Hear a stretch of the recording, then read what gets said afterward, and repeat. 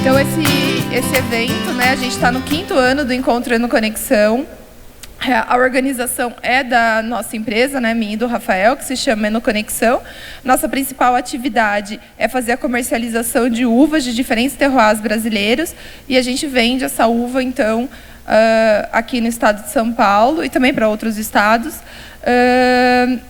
A gente ministra curso, né, de elaboração de vinhos e espumantes, e aí a gente entendeu que damos consultoria também na área, e aí a gente entendeu que o Estado precisava e merecia ter também essa parte técnica, né, esse evento. A gente sabe que a gente batalha bastante aí pelo vinho de São Paulo, e é importante a gente também ter um pouco desse protagonismo em trazer essas informações, trazer esses eventos também para o nosso estado. Aí a gente conseguiu alguns parceiros que nos ajudaram e que, na verdade, fazem isso acontecer, que é o Circuito das Frutas. O Circuito das Frutas é um consórcio intermunicipal de 10 municípios aqui da região e que entendeu que esse evento é um evento importante também para essa região, e aí então eles entram sempre, já é o 3º ano que eles são nossos coorganizadores no encontro. 3º ou 4º ano? 4º ano. Aí depois esse evento sempre acontecia na Beraldo de Cali, que é a minha vinícola, mas a gente também entendeu que não é um evento de uma vinícola. Então a gente começou, muito embora a gente tenha bom relacionamento com todo mundo, graças a Deus, mas a gente entendeu que esse evento ele precisava sair de dentro da vinícola, porque é um evento de todas as vinícolas do estado. Então a gente veio num lugar que também é a casa de todos os produtores, e eles nos receberam muito bem aqui. Então, a gente tem agora já o 2º ano que a gente realiza esse encontro aqui dentro do IAC, né? O Instituto Agronômico de Campinas. Aqui a gente está dentro do Centro de Frutas, tem vários centros, esse é o Centro de Frutas, onde tem as pesquisas de viticultura e enologia, e é um instituto ligado à Secretaria da Agricultura do Estado de São Paulo. E a gente tem também as outras empresas que entenderam e resolveram apostar também no evento e resolveram nos ajudar a fazer, acreditaram, e a gente agradece, porque sem elas a gente de fato não conseguiria estar aqui hoje. Então a Amazon Group, a Pix Label, rótulos especiais, e a Terra Verde, da John Deere, que resolveram então nos ajudar a fazer esse momento acontecer. E a gente também tem os expositores que estão aqui. A gente convida que vocês, nos momentos, né, de intervalo, obrigada, Beth. Nos momentos de intervalo, que vocês estejam ali e visitem. Depois a gente vai falar um pouquinho sobre eles, e eles têm algumas ações que eles trouxeram para o evento, que depois a gente vai contar para vocês. A gente está com a Conatus Ambiental, a Hartbau, a Terra Nutrição Vegetal, de Minas, JR Marto, a Sava, a Renovalec, a Lauma e a Fruticultivo. Então, todos eles estão aqui, e depois eles vão mostrar para vocês, a gente vai explicar um pouquinho melhor algumas ações que eles estão fazendo aqui durante o evento. E é isso que a gente quer ajudar a fazer a diferença no vinho do estado de São Paulo, e a gente sabe que o vinho é feito por todos nós, né? Então todos nós fazemos essa diferença. O importante é a gente estar junto, estar unido e estar trabalhando em prol do nosso setor. Acabou. E agora, então, para a primeira palestra, eu vou chamar o William Triquez. Acabei de aprender a falar o sobrenome dele.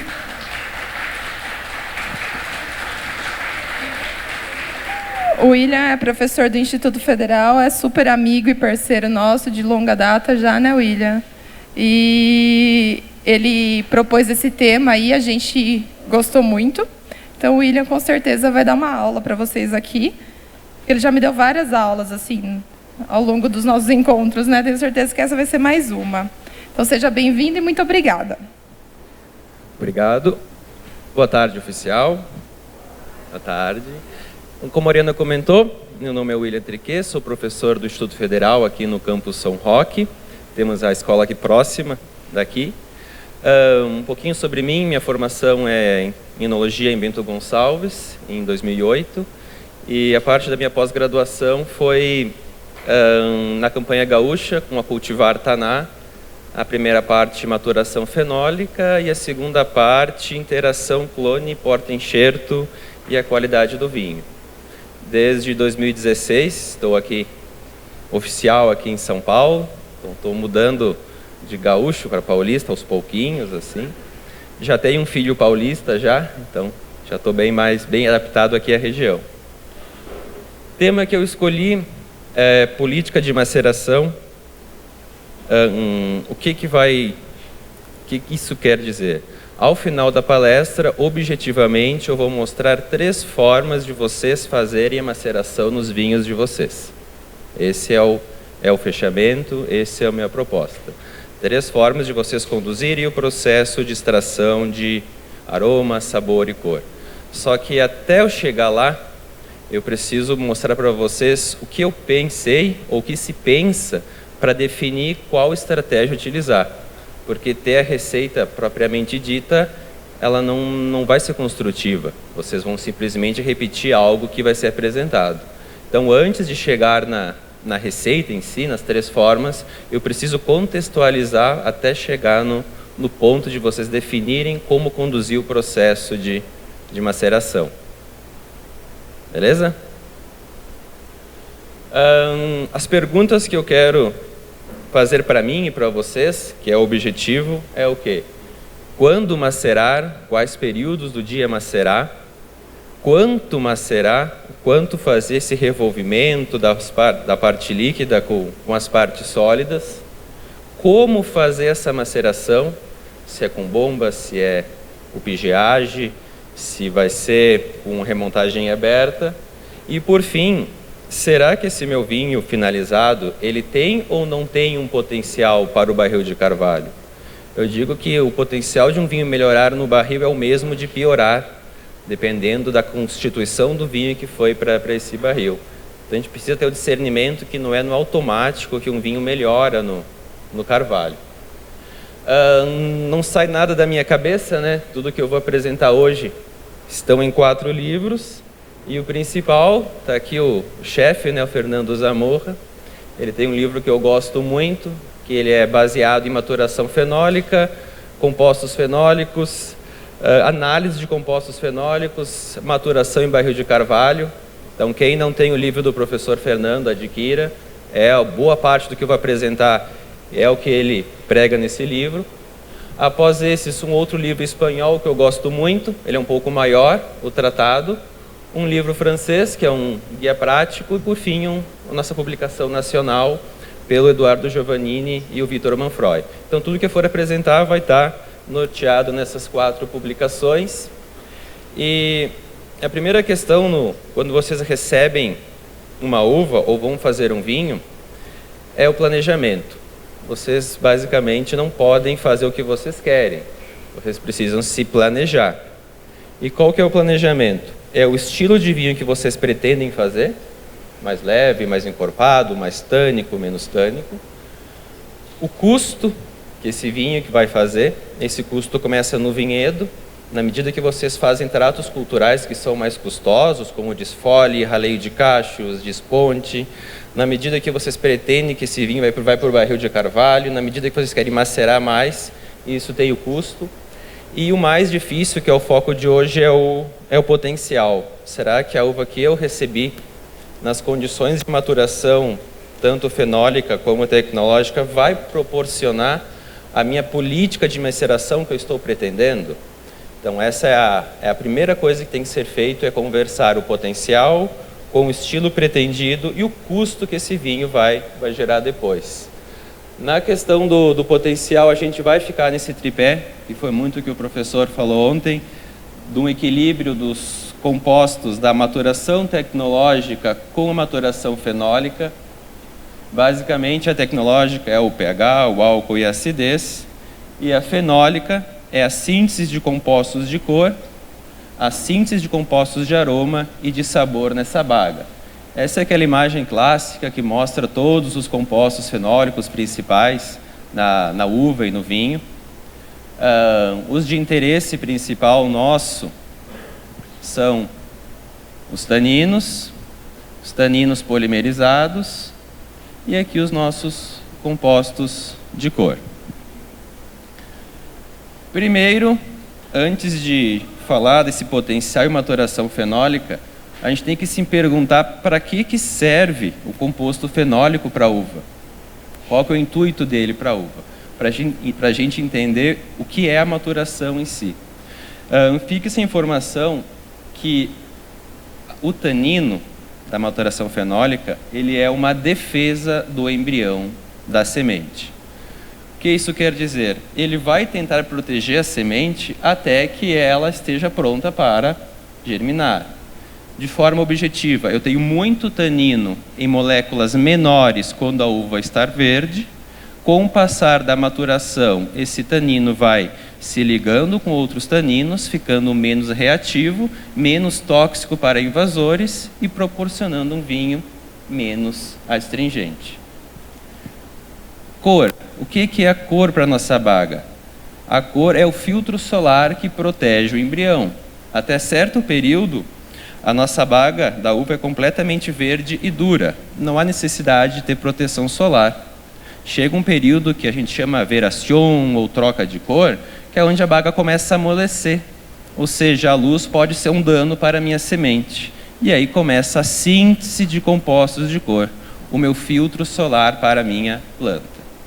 Só que tanto a bioconversão de tanino em moléculas menos agressivas, quanto a síntese de compostos de cor geram um gasto energético para a planta. Ou seja, ela é um metabólico secundário, ela não faz isso como via principal. Resumo, tem que sobrar energia para ela fazer o processo de síntese de compostos de cor e transformação de taninos de cadeias menores em cadeias maiores. Aí que vem a famosa frase da amplitude térmica. Correto? Que a gente precisa de um período do dia, especialmente à noite, onde eu tenho uma taxa respiratória menor da planta, ou seja, eu faço uma reserva energética para ela produzir esses compostos. Até aqui, beleza? Variáveis dessa maturação fenólica. A uva. Geneticamente, algumas uvas têm mais ou menos facilidade de fazer esse serviço. Então, naturalmente, cultivares como a Taná, Syrah e Alicante são ultra concentradas em compostos, e outras é uma dificuldade fazer esse processo, como a Cabernet Sauvignon, é uma dificuldade, é um ciclo muito longo. Então, pensando em vocês, viticultores, se a minha região tem uma dificuldade de ciclo completo, eu facilito a minha vida com uma uva que encerra o processo de maturação fenólica de forma mais facilitada. As outras é como eu manejo o meu vinhedo. Então, basicamente, produtividade. A maior parte dos estudos, 8.000 quilos, é uma boa produtividade para a maturação fenólica. Fertilidade do solo, naturalmente equilibrado. E a questão do clima. A tal da amplitude térmica, ela não é quanto mais melhor, existe um intervalo. Quando a planta está suscetível a temperaturas inferiores a 18 graus, ela começa a parar, por defesa. Assim como quando ela está suscetível a 35 graus, ela começa a parar também, por defesas. Então, se entende-se que esse é o intervalo indicado de maturação fenólica, e essa é uma das características porque nós temos uma certa dificuldade ou demora para ter a maturação fenólica em vinhos de inverno.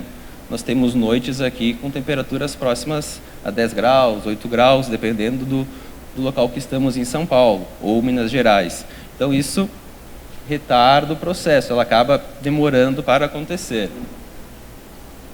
E a questão da cor não é calor, é luz, radiação ultravioleta. Aí vem a questão que não é o calor que deixa a uva colorida, é a luz incidendo. Por isso que os cachos expostos é a principal forma. Tudo isso é bonito, mas como vocês, como produtores, vão pensar no potencial para saber se a minha uva está ou não está com a maturação fenólica adequada? Pensando que quanto melhor a maturação fenólica, mais eu consigo macerar, mais encorpado fica o meu vinho, mais longevo fica o meu vinho, melhor fica o meu vinho. Existem análises, análise mais comum chama-se método Gloris, porém é comum no meio acadêmico.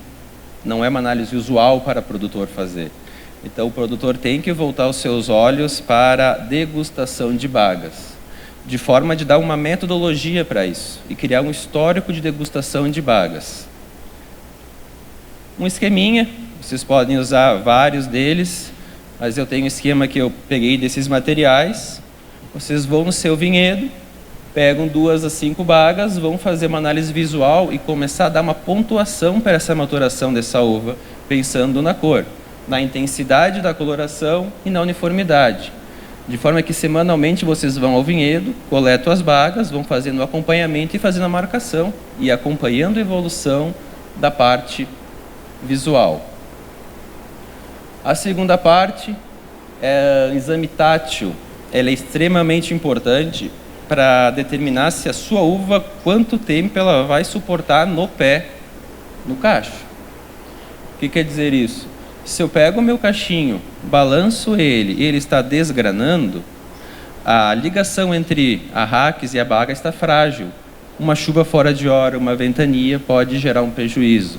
Então, a análise tátil, a resistência dessa minha baga à raquis tem que ser feita junto com o desgrano. Após provar a baga, quem praticamente aqui já fez vinho, já ouviu um termo chamado vinoso. Vinoso é o aroma e o sabor de um vinho quando está recém-pronto. Ele não tem muito gosto, é o gosto de vinho recém-fermentado. A baga da uva também tem isso. Quando a baga da uva não está na maturação fenólica completa, ela não tem muito sabor. Então pegue a baga, masca a baga, ela tem que ter sabor. Isso vai evoluindo com o passar da maturação fenólica. E nisso você vai marcando a acidez, o herbáceo, o frutado e quão solúvel é. Peguem a baga, esfreguem nas mãos, tem que sair água, líquido, tem que ser solúvel. Quanto menos solúvel ela está, mais pectina ela tem, menos madura está essa uva. E principalmente a questão do sabor da pirazina. A questão do sabor herbáceo tem que estar diminuindo com o passar desse tempo. Por fim, nós temos a degustação específica da semente. Separa a semente dessa baga, pega ali umas 5, 6 sementes, só observa a semente. Resistência, mascar, tem que ser uma consistência de um cereal, de um grão torrado, tem que quebrar na boca. O quão tânico é e se há ou não há o sabor herbáceo nessa semente. Existem guias de numeração que vocês podem fazer para acompanhar a maturação da semente, pensando em criar um protocolo semanalmente, um acompanhamento, a um número em alusão à cor da semente no momento que vocês coletam, até chegar no 12, né, que ela é completamente escurecida, e isso me dá o potencial de macerar mais tempo com essa semente. E aí, no fim, nós temos essa curva de maturação fenólica. Eu coloquei ela porque, de novo, reforçar que não é quanto mais tempo a uva na planta, mais maduro fenologicamente está a minha uva. Pegando primeiro a imagem da direita, as antocianinas da película, chega uma hora que perde, chega uma hora que cai. Pensando nos compostos de tanino da película, que é o tanino mais macio, chega uma hora que cai também. Então a questão de pensar, quanto maior o Brix, quanto mais melhor, há um ponto de inflexão de maturação fenólica. Há um ponto onde não há mais maturação, a desidratação e decomposição dos compostos. A princípio, acima de 24 Brix, 25, tu começa a ter já declínio de sabor, declínio de aroma e um vinho com sabor de cozido, potencialmente pelo sabor da sobrematuração. Do outro lado, a linha de mais destaque é a linha verde, que é a linha que indica meus aromas vegetais, herbáceos. A planta sintetiza bastante. Ali na imagem 2 é o veração, que é a troca de cor, onde ela passa a amadurecer, e vai caindo a questão dos compostos herbáceos com o passar do tempo. Uma estratégia, vocês percebem que vai subindo sempre as metoxipirazinas. Uma estratégia é tentar fazer com que a planta não produza tanta metoxipirazina. Uma estratégia utilizada é expor o cacho à luz no período de enchimento do cacho.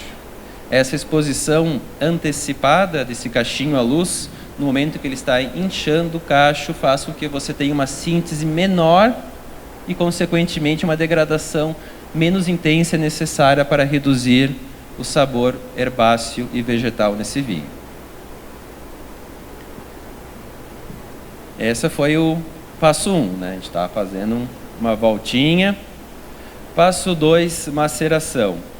A gente tem o feijão com arroz de maceração, que observem muitos produtores, que é 3 vezes ao dia, molhar o chapéu até ficar aquele aspecto líquido, não ficar nada sólido, e aí encerrou.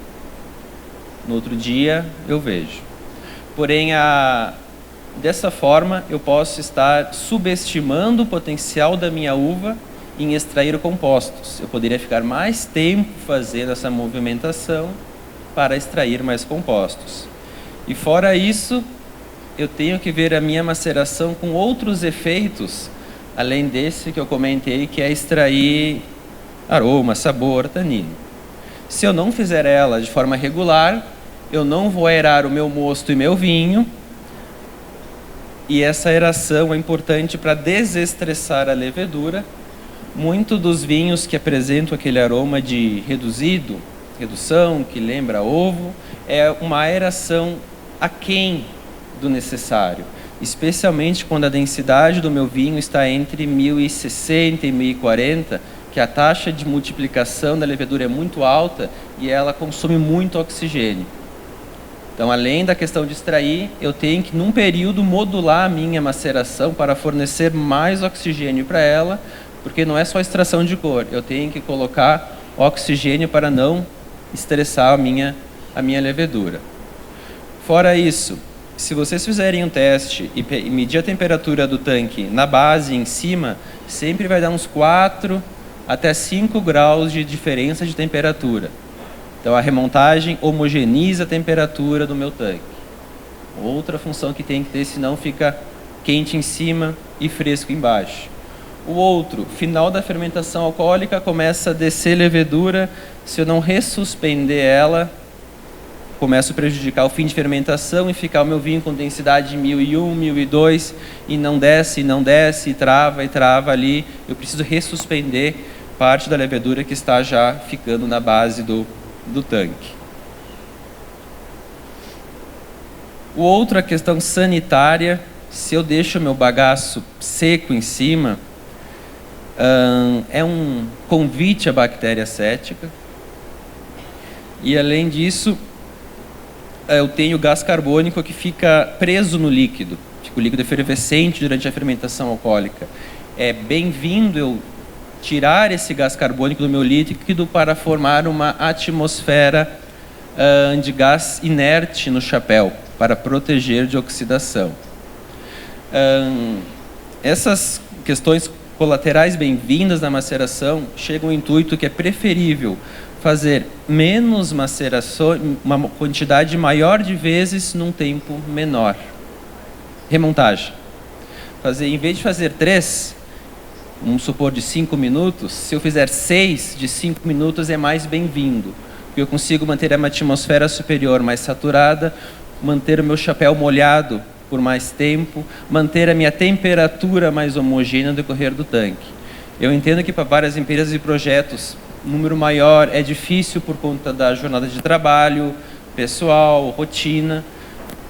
Por isso tem os estagiários, né? Então, achar os estagiários, né? Mas sempre que possível, fazer maior quantidade com menor intensidade. A gente entende as limitações do dia a dia na fábrica. E aqui a gente entra no grande dilema da maceração e como conduzir essas remontagens para macerar. Os compostos fenólicos, eles são liberados em períodos diferentes durante o vinho. Eles não saem juntos. Nós temos a antocianina, que ela é a cor, que ela é solúvel em água. No momento que eu espremo, a uva já está saindo cor. Só que o tanino não sai ali.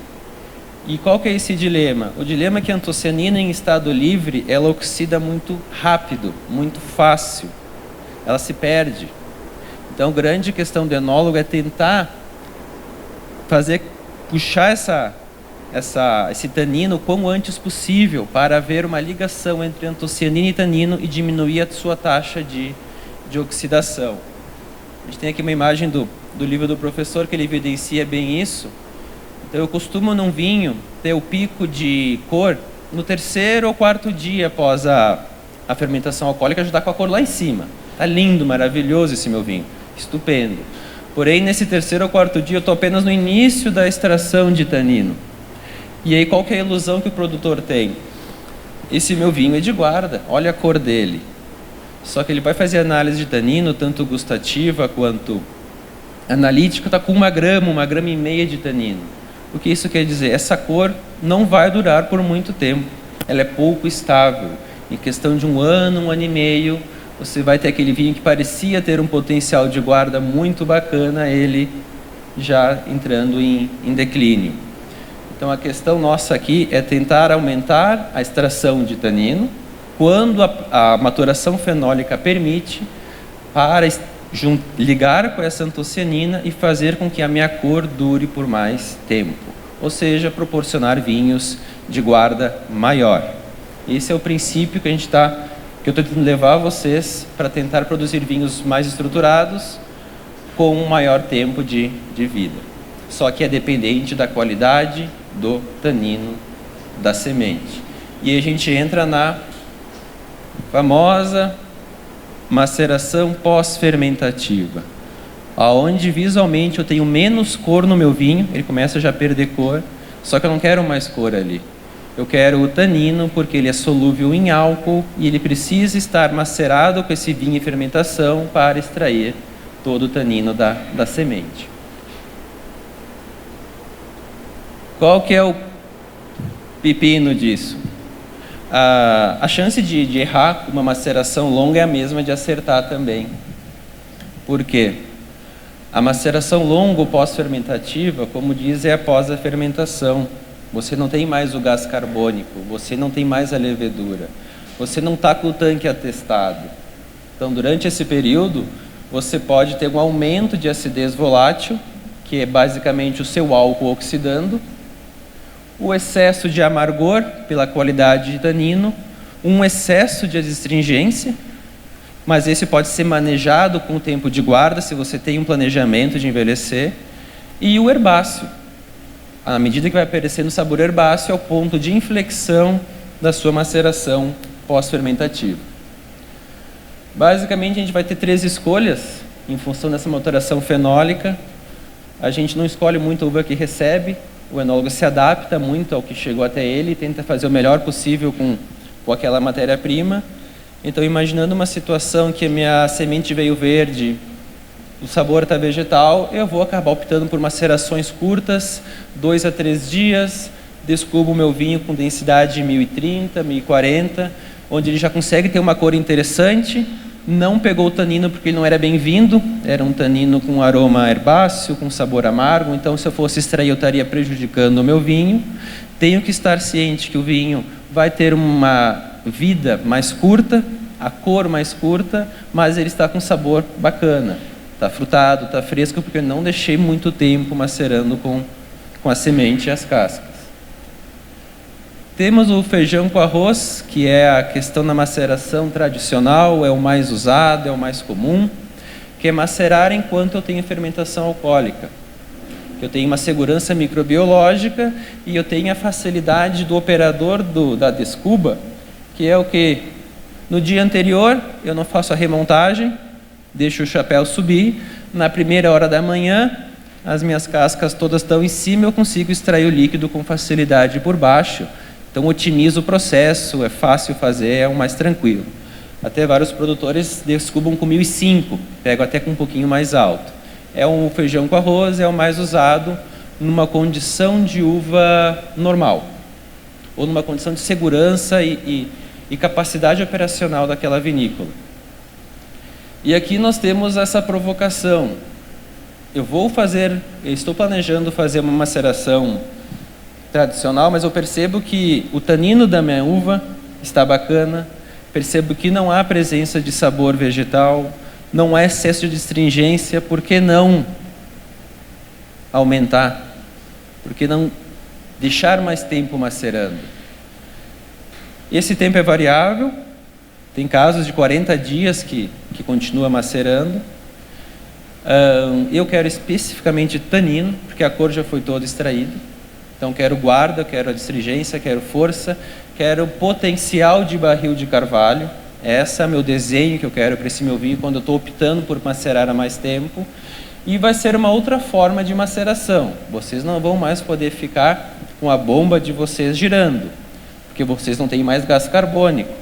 Então vai ser um tipo de maceração baseada no pigeage ou leve molhamento de chapéu apenas para afundar o bagaço, porque vocês já estão numa faixa de risco, onde pode haver contaminação por bactéria cética, pode haver sabor herbáceo, pode haver excesso de tanino.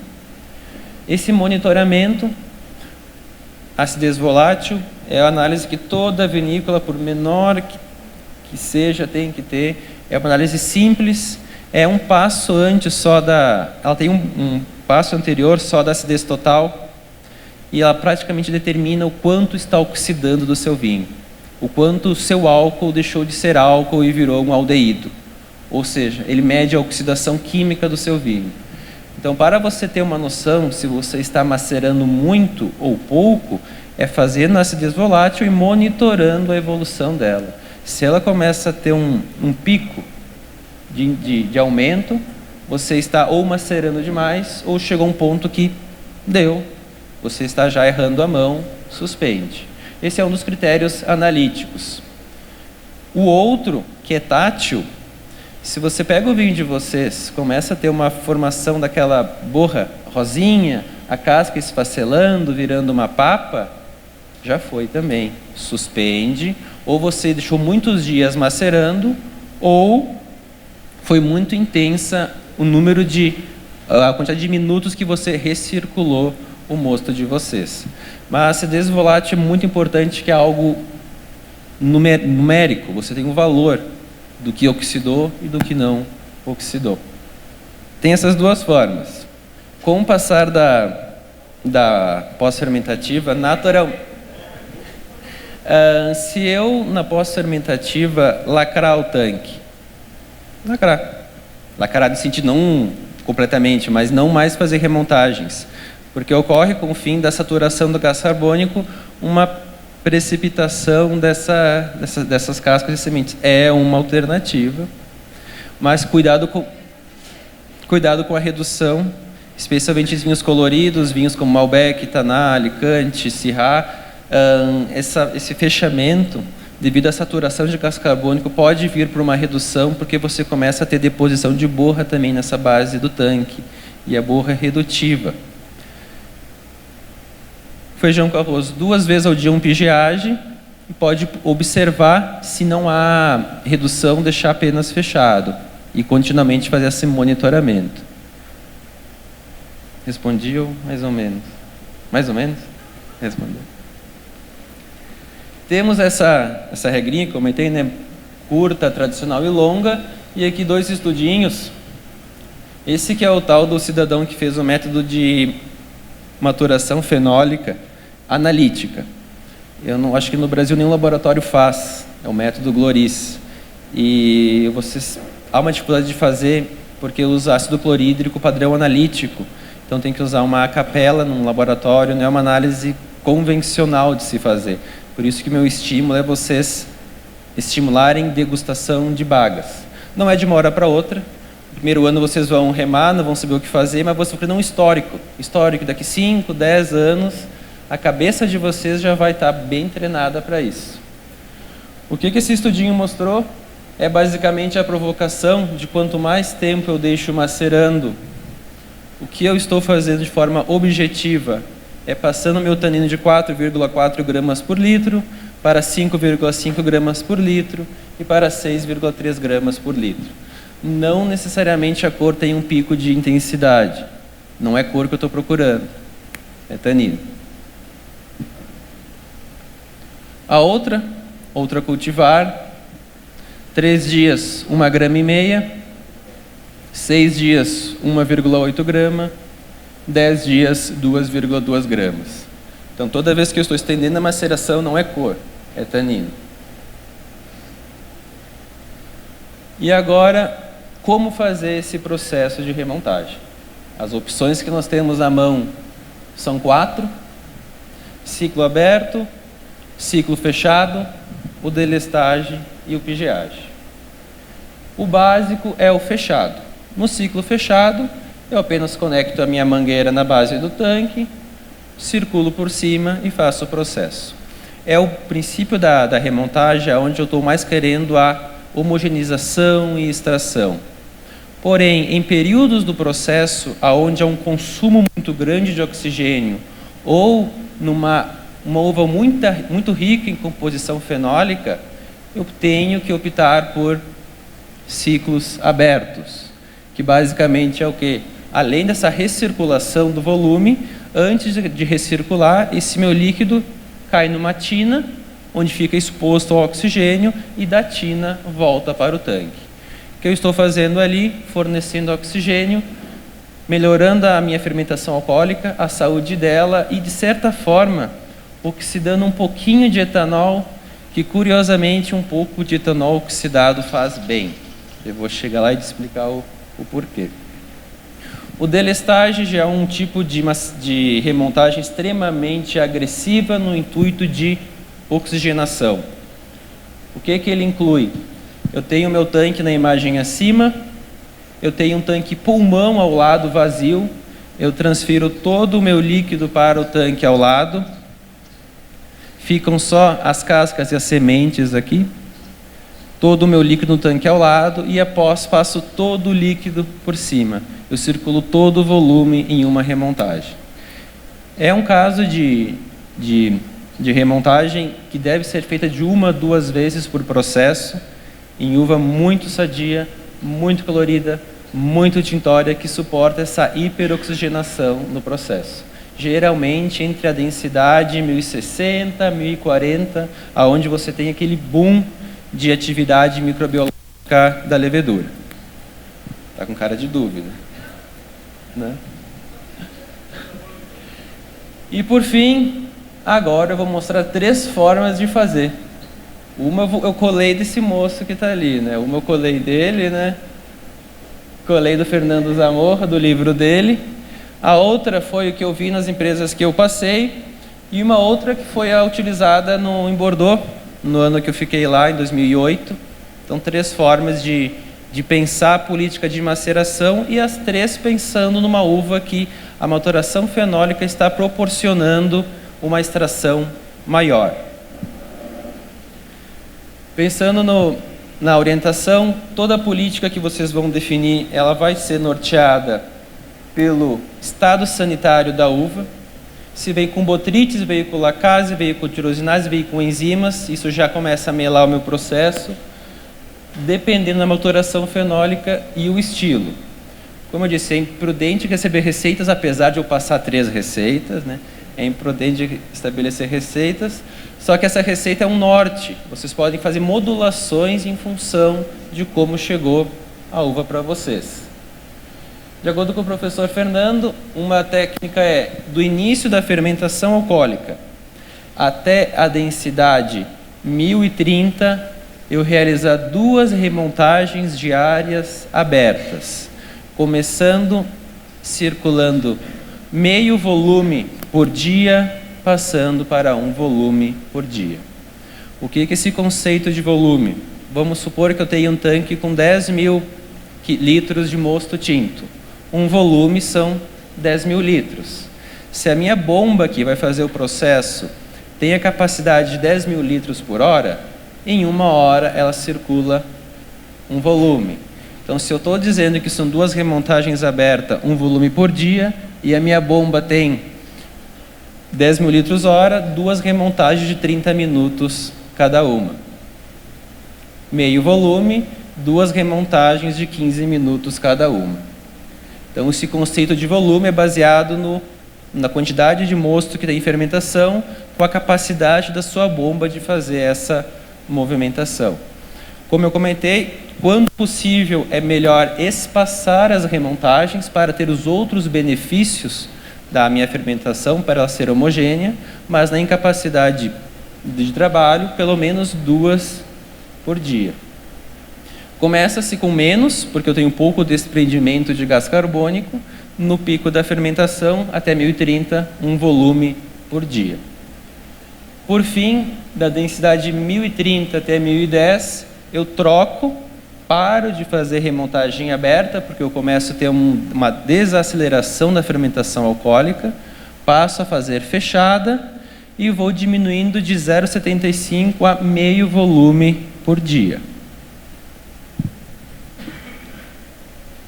E pensando na minha pós-fermentativa, unicamente molhar o chapéu, ou com o pigeage, ou com remontagem fechada, de 1 a 2 vezes ao dia, a depender se vinha apresenta redução ou não.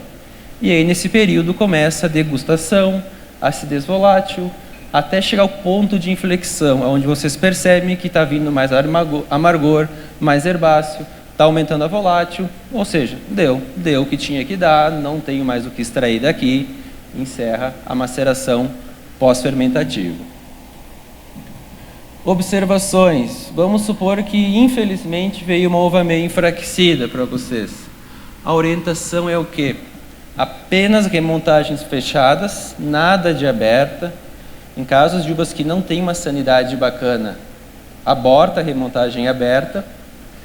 E aumentem a frequência das remontagens, isso para baixa sanidade. E uma outra uva com maturação fenólica ruim, ou seja, o tanino veio verde. Paciência, veio verde. O que fazer? Como o tanino é solúvel em álcool e não em água, aumenta a intensidade da remontagem nos primeiros 2, 3 dias, que tem pouco álcool, para extrair a cor, e depois reduz ou descuba, para você conseguir pegar os compostos de cor sem ter uma extração demasiada desse tanino que está verde. Observação. E aqui nós temos o estudo também do professor da influência de modular o volume circulado durante a fermentação. Pensando num vinho que fez o processo de extração com meio volume por dia, a quantidade de taninos de antocianas totais foi de 575, e as coloridas, porque parte se combina e fica incolor, 93. Pensando que eu melhorei minha política, fiz 1 volume por dia, já foi para 208 miligramas por litro de antocianinas. Pensando em 2 volumes, a diferença já é menor. Então você vai ter nessa faixa de meio a 1 volume a maior diferença da concentração de cor devido à circulação desse vinho. E aqui uma experiência pessoal de um vinho que eu elaborei, o que eu vi que funcionou para mim, que pode ser adaptado para funcionar para vocês, foi uma uva que eu recebi muito boa, muito bonita, tudo de bom e do melhor. Como eu pensei esse planejamento? Até densidade 1060, 1 volume por dia, apenas fechada, sem delestagem. Na densidade 1060, 1020, bastante gás carbônico saindo, pico da fermentação, vou explorar mais essa minha massa de semente e casca. 1 volume e meio por dia, remontagens abertas e foi feita uma delestagem. Lembrando que a delestagem eu circulo 1 volume inteiro por dia. Então, se é 1 volume e meio por dia, a delestagem me come 1 volume e me sobra meio volume no restante do dia.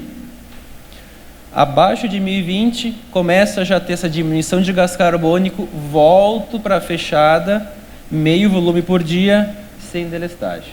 Então, a uva me permitiu, nesse ano, fazer esse desenho. E aí, uma ficha que cada vinícola tem para organizar o seu protocolo. Como que eu fazia?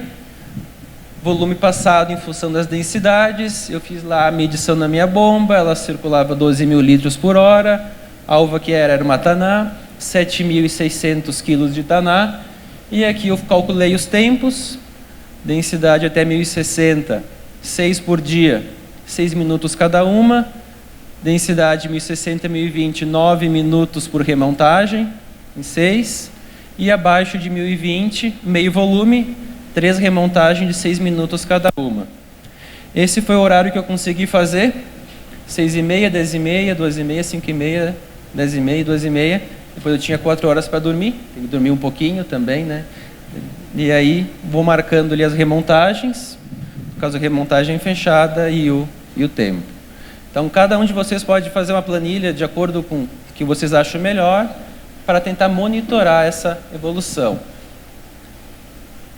E aqui uma curiosidade, de um estágio que eu fiz em Bordeaux, me chamou a atenção o grau de intensidade de remontagens que foi realizado nesse ano em Bordeaux. Como que eles fizeram nesse ano, onde eu trabalhei. 2 volumes, 2 vezes por dia, remontagem aberta, circulando 1 volume e meio por dia, até 1020. De 1020 até a final da alcoólica, uma remontagem fechada apenas por dia, de meio volume, e naquele ano foi feito de 4 a 5 semanas de pós-fermentativa, apenas uma remontagem por dia para molhar o chapéu, e o ponto de inflexão era degustação, a presença do amargor e do herbáceo, e um aumento muito alto da acidez volátil. Em novembro já era muito frio, então não conseguia fazer a malolática ali no outono, só na primavera do ano seguinte que era possível fazer a fermentação malolática. E aqui como é uma imagem de como foi feita a remontagem aberta nesse estágio que eu fiz. Essa é super aberta, é abertona, né? Porque eles tinham um implemento que eu não vi no Brasil, que é uma calha, né? É uma calha que vai fazendo essa queda. Então acaba sendo uma hiperoxigenação, que faz mesmo no moço, e da calha que cai na tina, e da tina pesca por cima e volta para o tanque. Então até a densidade de 1020, dessa forma que era a política de maceração, depois apenas fechada, e por fim ele só molhar o chapéu na pós-fermentativa.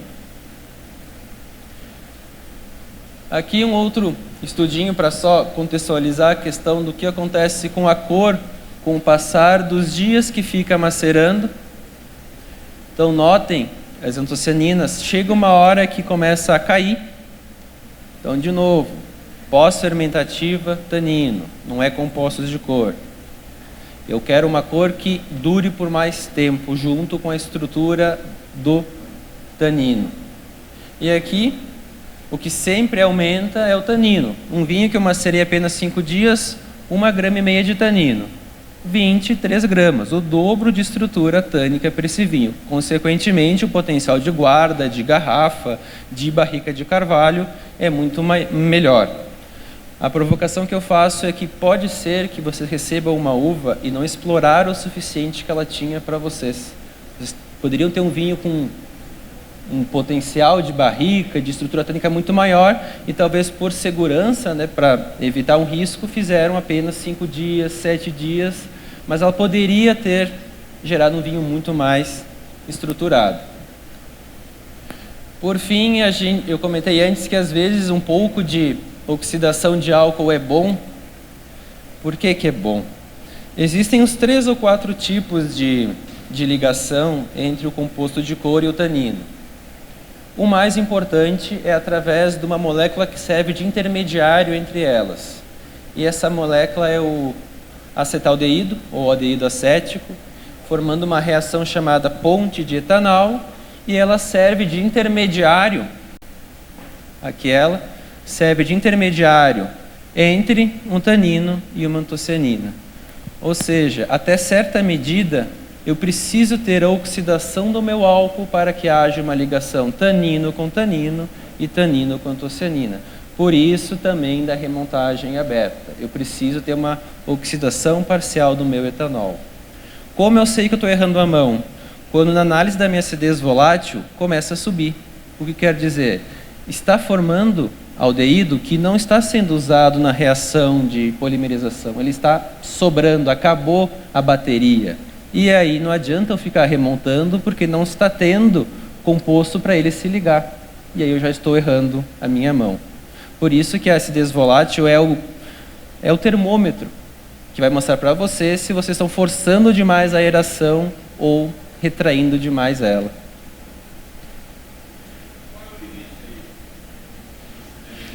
De acidez volátil, nós temos o limite legal, que é 1,2 gramas por litro, e temos o limite operacional, né?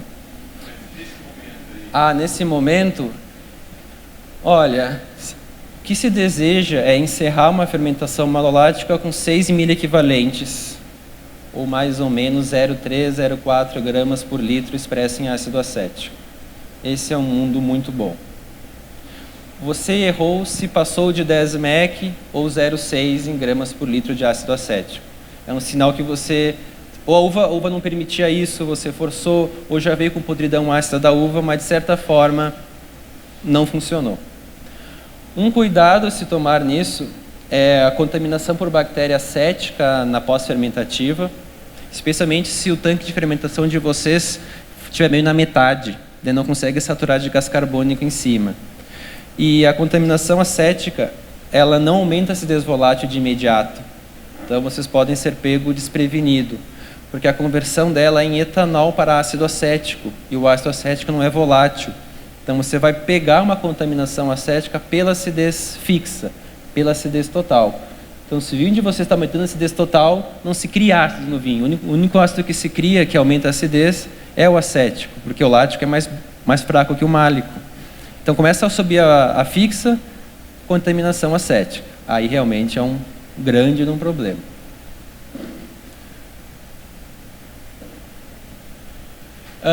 O que eu quero nessa maceração longa, que é a provocação aqui para vocês?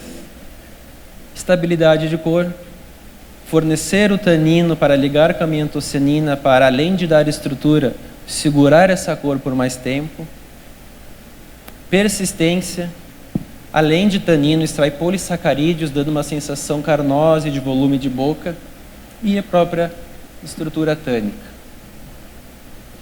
O perigo, né, querendo ou não, é uma ponte perigosa. Esticar essa maceração, circular mais volumes. E aí vem a vivência do enólogo na análise sensorial, com o amargor e o herbáceo. A oxidação pode ser medida com acidez volátil. E, de certa forma, excesso de astringência, dependendo do estilo de vinho, não é desejado também. Então, são duas coisas que a gente está conversando aqui. Uma, em aumentar o volume para extrair mais no processo, e a outra é deixar mais tempo macerando naquela solução hidroalcoólica que é o meu vinho para aumentar a concentração de tanino. E isso a uva de vocês pode ou não permitir. Na questão de quantidade de circulado, uma forma que ela não está resistindo, como eu disse, é a casca começar a se desfazer. A casca se desfazendo é um sinal que você está forçando essa uva. No caso da pós-fermentativa, é o amargor, é o herbáceo, é a volátil. Esse é o básico, né? Todo laboratório tem que ter para acompanhar a volátil, temperatura e degustação. Pensando que vocês ganharam um dinheiro legal, querem comprar uns equipamentos bacana, tem um espectrofotômetro, onde é possível monitorar a evolução das antocianinas, a evolução desse tanino, em gramas por litro, até chegar ao ponto que não está mais mexendo, não adianta mais eu fazer, e índice de cor e IPT. Eu acredito que o WineScan vai vir com esse pacote, não vai vir? Vai vir. Mas pode vir, porque é um módulo dele, né? Um módulozinho dele de composto de cor, para fazer o monitoramento em tempo real da evolução da maceração. E por fim, vocês vão ter um vinho no final. Vocês vão ter um vinho. E como analiticamente determinar se esse vinho ele é apto a ir para o barril de carvalho? Porque o barril de carvalho não é meramente um instrumento para passar aroma e sabor. Também isso é. Ele é um reator químico. O que eu quero dizer, ele consegue, devido à sua porosidade, fornecer essas doses de oxigênio constantes. O que esse oxigênio constante está fazendo?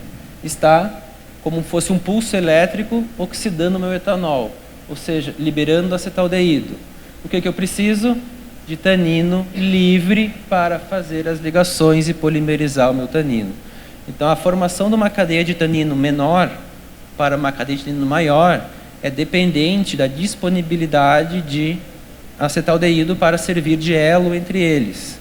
Só que se eu colocar um vinho com baixa concentração tânica ou muito macio, ele vai oxidar o meu etanol e não vai ter para onde ir esse acetaldeído.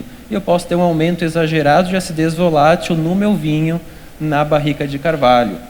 Então, um vinho que vai para o barril não é o que eu quero, é o que vai ter um ganho. Qual é o que vai ter um ganho? É o vinho que se apresenta mais astringente, mais duro, mais colorido. Para o quê? Para haver uma transformação química dessa adstringência do excesso tânico, formar cada vez cadeias maiores, podendo chegar até 27 moléculas, é o máximo, acho que um tanino pode chegar, ela sai de uma até isso, e essa cadeia é proporcionada por esse etanol oxidado. Por isso que o tempo em barril é relativo, vocês não vão estabelecer um tempo de barril, vai chegar uma hora que acabou a reserva de tanino monômero, a partir daí já começa a precipitar, formar borra, ficar muito macio, subir a volátil. Aí também encerrou o tempo de barril. O que o professor Zamorra estabelece como analiticamente um vinho com potencial de barril? O valor ótimo em antocianina acima de 800 mg por litro.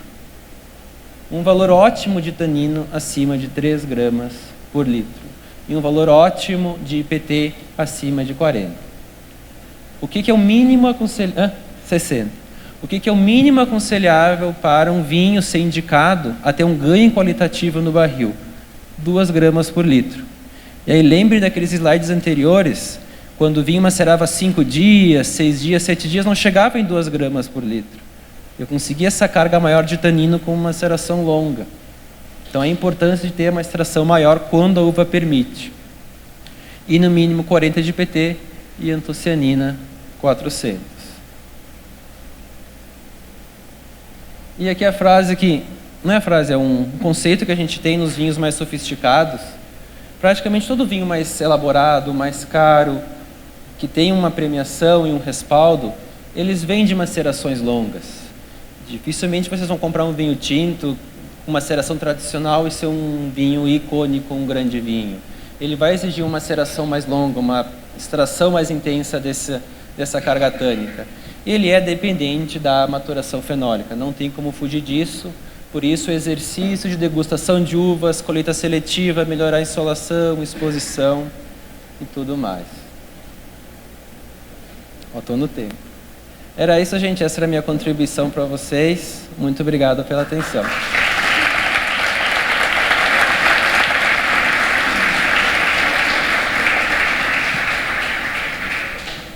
Muito obrigada. Gostei, aprendi bastante coisa. Estou com um monte de dúvida também. Pessoal, então, quem tiver dúvidas, o William está à disposição. Olá. Professor William, eu queria... quando a gente pensa no meu caso, que eu faço uma vinificação de pequeno volume, acabo não usando a remontagem como nesse processo, eu acabo usando a pigeagem, por ser um tanque menor, um volume menor. Como é que eu posso pensar nessa quantidade, o quanto de pigeagem eu devo fazer nesse meu volume, nesse meu mosto? É um pepino mesmo, né? É verdade. Porque toda a política que eu apresentei é dependente de uma bomba. A pigeagem tem um certo inconveniente para quem é caseiro, que você não consegue ressuspender a semente e depois de um período ela fica na base. Então o seu tanque teria que ter pelo menos uma saída embaixo para você conseguir ressuspender essa semente através de um balde, senão ela vai ficar muito compactada embaixo. Uma outra estratégia é o que a gente chama de chapéu submerso. Se você conseguir uma espécie de estrutura cilíndrica com buraquinho e ela empurrar todo o bagaço e manter ele completamente submerso durante o processo, como se fosse uma trava, sem evitar que ele suba. Eu acho que são as duas ferramentas que podem melhorar a sua extração de tanino. Fora isso, capricha na pós-fermentativa. Pense na pós-fermentativa mais longa. Mas não vai ter a mesma realmente extração quando você tem a questão da bomba. Tenho certeza que você consegue pensar alguma coisa assim, porque eu já vi as coisas que você faz por aí, viu, Andréia? Ó, deixa eu fazer uma outra pergunta agora. Eu queria saber como é que você se sente aí em cima, usando a referência do Zamorra e ele na plateia. Se você fica nervoso igual a gente fica para apresentar seminário para você. Eu fico sim. Na verdade é que eu conheci muito o trabalho do professor em 2014, porque quando você vai estudar maturação fenólica, maturação em barril de carvalho, tudo cai ali, assim, não tem muito o que fugir, né? Então eu fiquei muito contente quando a Ariana conseguiu fazer o contato e trazer, porque ele é uma referência na parte de maturação fenólica e maceração. Então eu estou vestindo um seminário aqui, então, de aluno, aqui, apresentando para o professor aqui.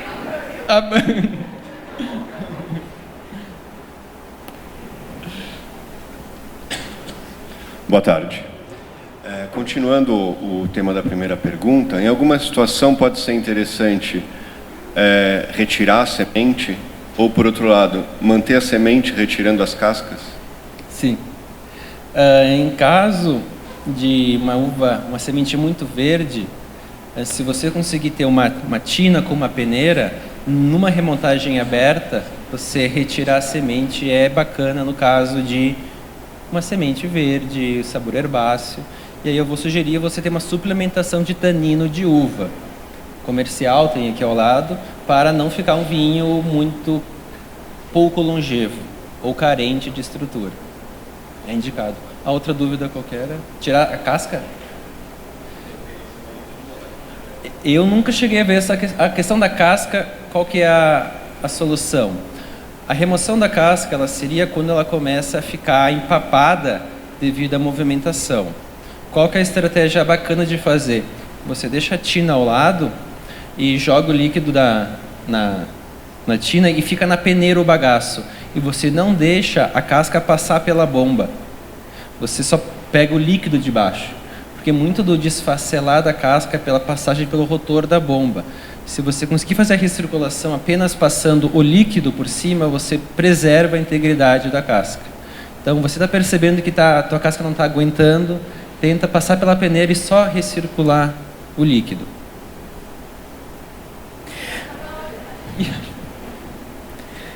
Professor, tinha que perguntar. Eu queria adicionar um outro fator no final da fermentação, independente do não, vamos pensar uma maceração tradicional, 7 dias. Hoje a gente tem uma prática que é bastante comum, que é fazer a inoculação de bactéria malolática antes do final da fermentação, para aproveitar ainda aquela atividade fermentativa, o calor do mosto. E aí, o que eu faço com a casca? O que eu faço? A co-inoculação, a inoculação da bactéria ainda em fermentação alcoólica, eu acho bacana se o seu vinho vai fazer uma fermentação alcoólica segura. Por que eu digo isso? Eu vejo uns vinhos com uvas de inverno com potencial alcoólico muito longo e eles tendem a ter um final de fermentação alcoólica arrastado. E a bactéria lática ela não degrada só ácido málico, ela pode degradar glicose e frutose, produzindo ácido acético e volátil. Então, no caso, como eu vou com Brix muito alto, que vai te dar ali 15 de álcool, 14,5, eu acho melhor esperar ter uma certeza que acabou alcoólica para fazer inoculação. E eu acho muito bem-vinda fazer a pós-fermentativa com bactéria selecionada para ela fazer o chapéu de gás carbônico em cima. Então você pensa numa malolática inoculada que vai durar uns 15 dias, e isso te dá 15 dias de desprendimento de gás carbônico e uma proteção biológica contra a bactéria. Então, e aí você faz o desculpe junto com o término da malolática. No caso, eu fiz uma pós-fermentativa de quase 30 dias e com a malolática arrastando, ele realmente manteve o chapéu suspenso, né? Uhum. Então, até ajuda na pós-fermentativa. Uhum. Tá bom. Você podia, por favor, comentar um pouco sobre o uso da técnica de sangria para ter mais extração? Sangria é bom, é bem bom, funciona. Basicamente aumenta a minha relação sólido-líquido, só que ela exige uma uva com maturação fenólica alta, porque ela concentra tudo. Então, caso ela não veio com tanino bom, o vinho vai ficar mais amargo e herbáceo com essa retirada da fração líquida. Então, ela não é uma fórmula que se aplica a uvas com maturação fenólica deficiente. Porém, é uma técnica excelente para elevar a concentração de cor no teu vinho. Tanto que a gente vê vinhos de muitas empresas que você tem ali o Syrah e um rosé de Syrah. Provavelmente o rosé de Syrah é um rosé de sangria, não é um produto ruim, mas ele veio, né, de uma retirada do Syrah. Quando se faz isso, naturalmente, esse mosto sangrado, ele não é um rosé apto clássico, ele vai ter a acidez mais baixa, vai ter o pH mais alto, então ele precisa trabalhar esse mosto para ficar com o frescor que seria, se fosse um rosé feito, construído para esse propósito, uma colheita feita na época correta. Os maiores resultados de sangria se dão em torno de 30%. Esse é um valor assim que se usa muito para ficar o vinho mais gordo. Boa tarde. Só uma dúvida sobre na remontagem fechada, se faz necessário uma sanitização de todo o processo, a bomba, cano, etc. Se sim, como eu evito resíduo para depois, na próxima remontagem, não estragar a minha fermentação? O padrão ouro é sanitizar. Apesar de eu ver em volta o pessoal deixando a bomba armada e os mosquinhas crescendo na mangueira ali. Como eu faço? Tiro meu mangote menor embaixo, desamarro em cima, coloco as duas mangueiras numa tina com solução a soda 5%. Fico recirculando o meu sistema de remontagem. Terminado isso, uma recirculação com água. Terminado isso, o meu tirador de problema. Eu vou ter que colocar um ácido sanitizante que vai ter duas funções. Tanto neutralizar resíduos de soda, quanto impedir que alguma bactéria acética se desenvolva ali. O menos agressivo é o ácido peracético, que ele é biodegradável também. Então você faz, seguindo um SIP bonitinho, enxágue com água, soda 5%, água, ácido peracético e mais um enxágue com água. E aí poderia montar o sistema de novo. Aqui professor. Quando o senhor falou de maturação fenólica no campo, o senhor comentou de expor mais o cacho em formação ao sol, à luminosidade. Como a gente faz isso? Desfolhando? Desfolhando. Desfolhando? Não é uma técnica que pode ser feita em qualquer lugar, porque nós temos regiões com muita luz e pode queimar o cacho. Então tem isso. Então vamos citar. E formou o cacho, 30 centímetros do dossel vegetativo sem folha. Expõe esse cacho em formação, em crescimento de baga à luz. Princípio disso, haver uma menor síntese das metoxipirazinas para haver uma menor necessidade de degradação. Minha região é muito quente e muita luz. Só desfolho o sol da manhã. Minha região é nebulosa, desfolho os dois lados. Minha região é muito complexa, é um Vale de São Francisco, radiação altíssima. Infelizmente, eu não posso fazer isso. Obrigada. Eu esperei para fazer essa pergunta, porque ela é meio bobinha. Mas é o seguinte, eu não sei se eu fiz algum vinho direito, porque tudo isso que você falou, a maior parte não sabia. Agora, por outro lado, eu te pergunto, os vinhos que você faz são bons? São bons, bem gostosos.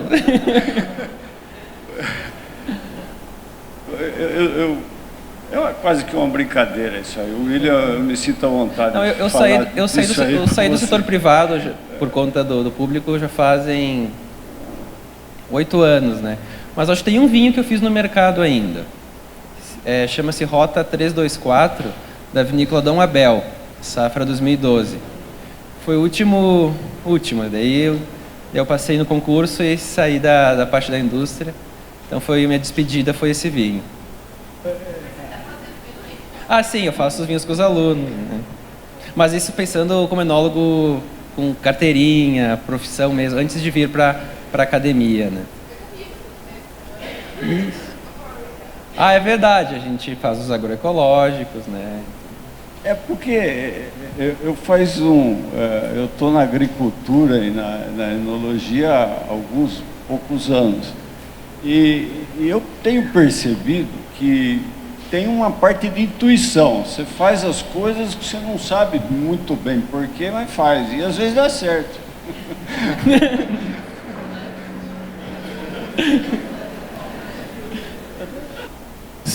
Sem querer polemizar aí entre Borgonha e Bordeaux, né? Você que estudou lá em Bordeaux, mas na Borgonha se usa muito a pigeagem, né? Não se usa muito a remontagem. Eu vi muita coisa que você colocou aí da remontagem que eu fico pensando aqui, então não pode fazer falta lá na Borgonha essa uniformidade de temperatura, essa questão das leveduras, né?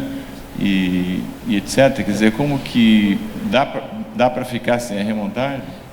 Uma coisa na enologia que a gente aprende é que nunca dá para ter tudo. Nunca dá para ter tudo, né? Então, logicamente, essa política ela exige uma uva muito vigorosa. E na Borgonha há uma sensibilidade natural da Pinot Noir. Eu não consigo manipular dessa forma agressiva. Eu teria uma perca. Ela não resiste tanta mexida assim. Então, é preferível eu não ter esses efeitos colaterais da remontagem, mas eu preservar as questões dos aromas, dos sabores, da oxidação, que eu não tenho uma carga tão grande assim de cor. Então a Borgonha se adaptou à condição da sua matéria-prima. Se ela começasse a fazer esse processo, ela poderia já começar a perder o perfil sensorial do vinho. Da mesma forma, quando um vinho de Bordeaux, se não veio com uma característica de cor muito intensa, ou já veio oxidado, eu volto para o pigeage. Então é uma ferramenta de menor extração adaptada à condição da uva. Ficou confuso? Bom, William, quero te agradecer, eu adorei, tinha certeza que eu ia gostar. Aprendeu? Tá o PDF aí, pode ficar com ele. Da espumante de Niágara, você não conhece, porque você de São João. Mentira, o Max faz. Vem cá, William, deixa eu dar uma foto oficial.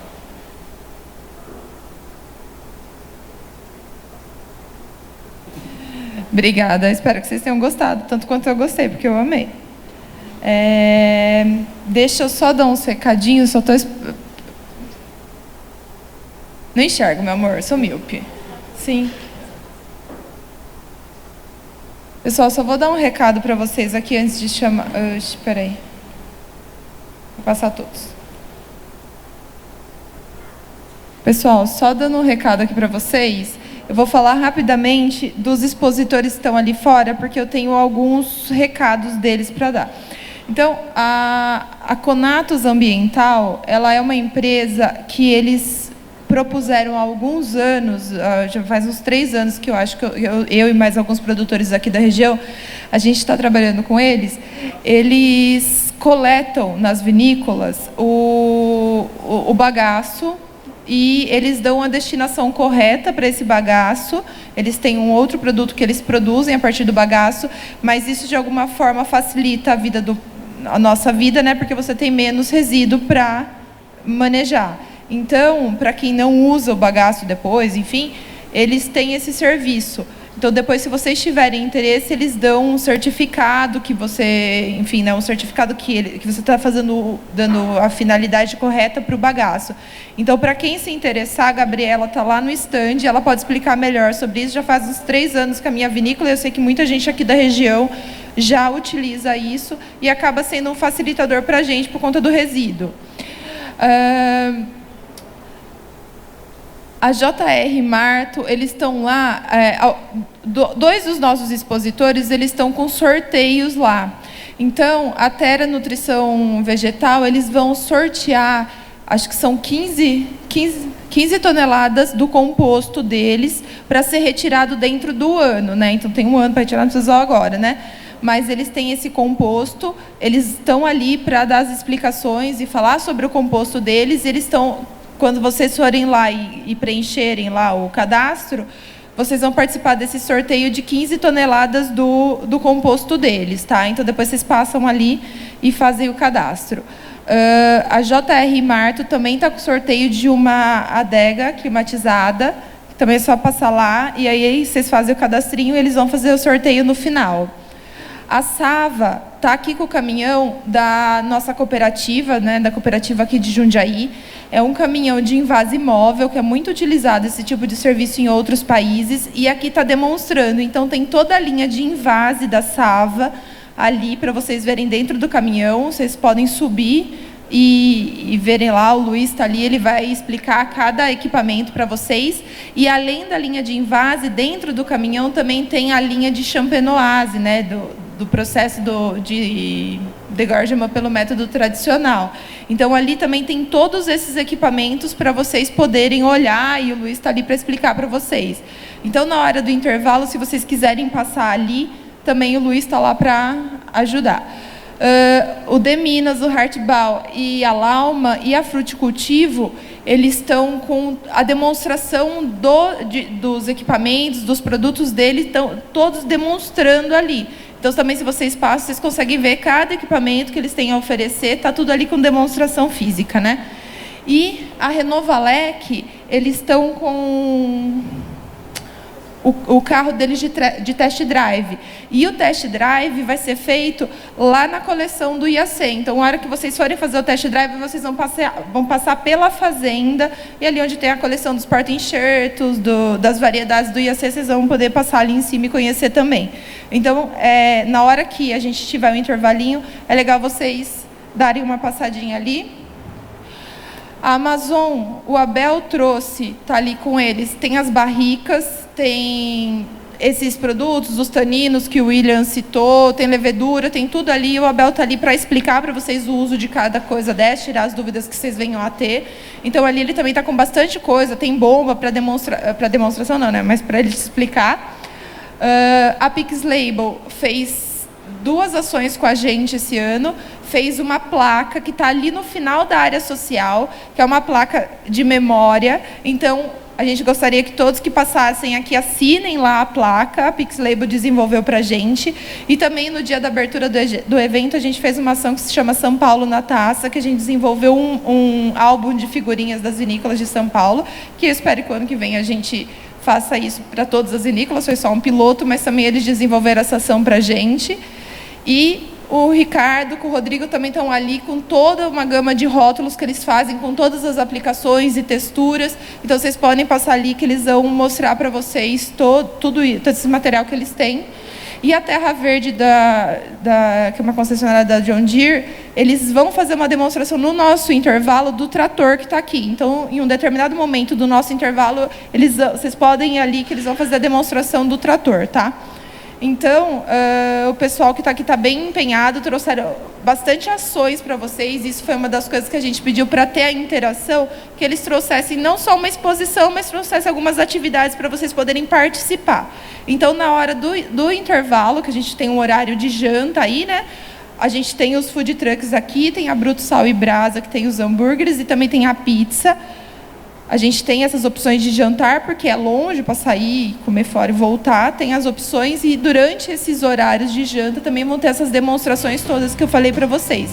Então, daí vocês passem ali, que a gente vai estar por ali também juntos, certo? Tudo bem, sou Carlos Toquinho. Para você se identificar nos vídeos, tá? Você pode encontrar a continuação de todo esse evento da Enoconexão, ou na descrição aqui do canal Plantar em Casa, YouTube Plantar em Casa.